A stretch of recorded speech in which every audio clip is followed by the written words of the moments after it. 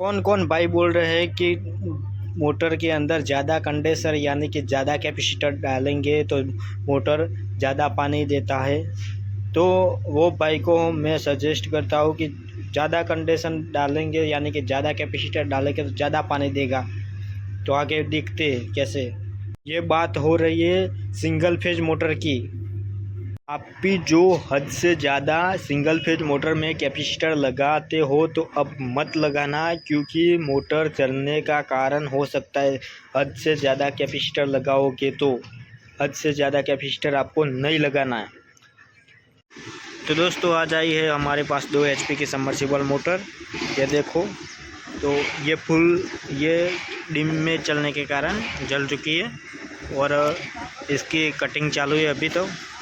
और उसका कनेक्शन था, आपको सिंगल फेज का कनेक्शन होता है वही होता है। इसका कनेक्शन जो मैं लास्ट में बताऊंगा कनेक्शन, तो पर रिवाइंडिंग कैसे करना है तो आप ये वीडियो लास्ट तक देखना। मैं आपको रिवाइंडिंग करना अच्छी तरह से सिखा दूंगा। तो हेलो दोस्तों, कैसे हो? बढ़िया होंगे। तो हमारे न्यू यूट्यूब चैनल में आप सभी का स्वागत है। सभी भाइयों को राम राम। तो ये 2 HP की मोटर हम आज रिवाइंडिंग करने वाले हैं। तो इसका पिच वगैरह आप देख लो। स्टार्टिंग पिच हमने काट दी है, रनिंग अभी बाकी है। तो चलो हम इसका डाटा वगैरह लिख देते हैं, फिर मिलते हैं इसके कार्ड। और सेपरेट पेपर आपको अच्छे तरह से लगा देना है। तो चलो इसको काट देते हैं और फिर डेटा वगैरह आपको दिखाते हैं। तो दोस्तों हमारे पास आई थी 2 HP सबमर्सिबल की मोटर आई थी। ये देखो, इसका वो कनेक्शन यानी कि वायरिंग आप देख के समझ जाओगे। 2 HP की मोटर है ये। तो भाई लेकर आए थे, भाई बोल रहे थे इसको हमने यानी कि जो कैपेसिटर है वो उड़ा रही थी, कैपेसिटर जला देती थी। तो हमने मोटर को चेक किया तो मोटर शॉर्ट निकली, यानी कि मोटर जल चुकी है।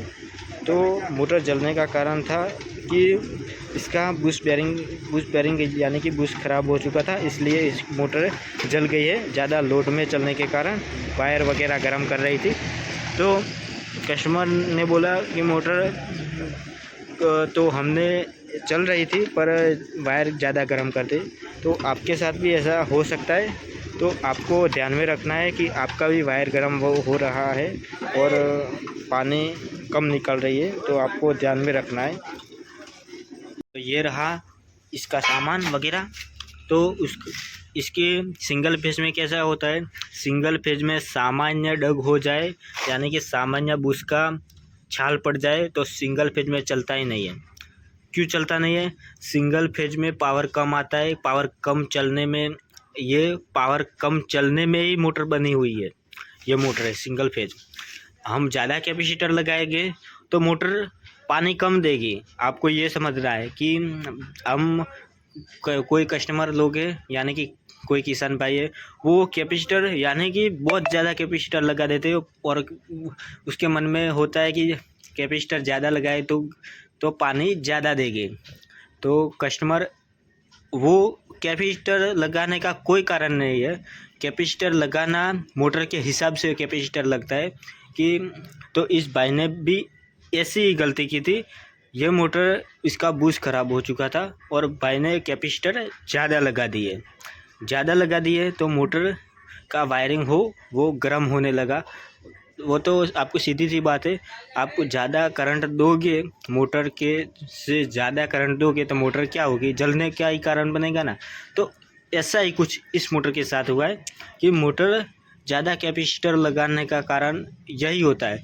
आपको जितने कैपेसिटर हमको कितने 2 HP मोटर में स्टार्टिंग का 250 का स्टार्टिंग में लगता है और 36 का 2 लगता है, तो वही लगाना है।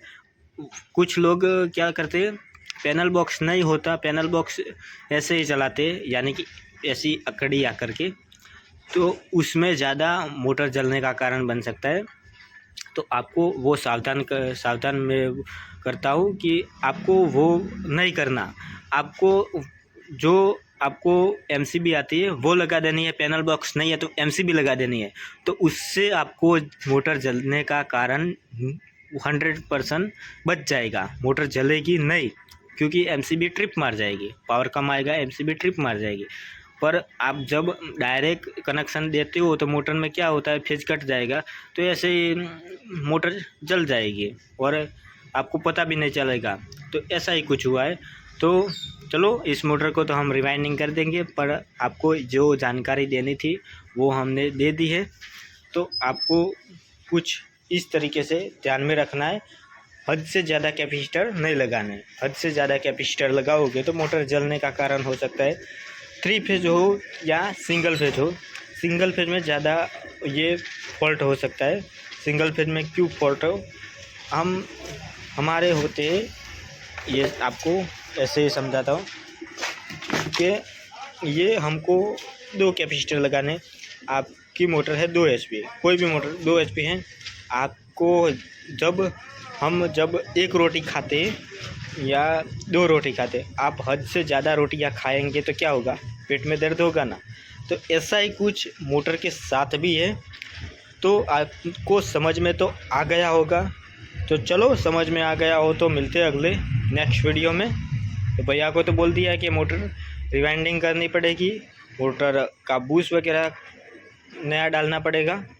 तो भैया बोल रहे थे ठीक है करना पड़ेगा, तो हमारी गलती है तो हम ही अब क्या करें। तो ऐसा भैया बोल रहे थे। तो चलो मिलते हैं अगले नेक्स्ट वीडियो में। तो बाय।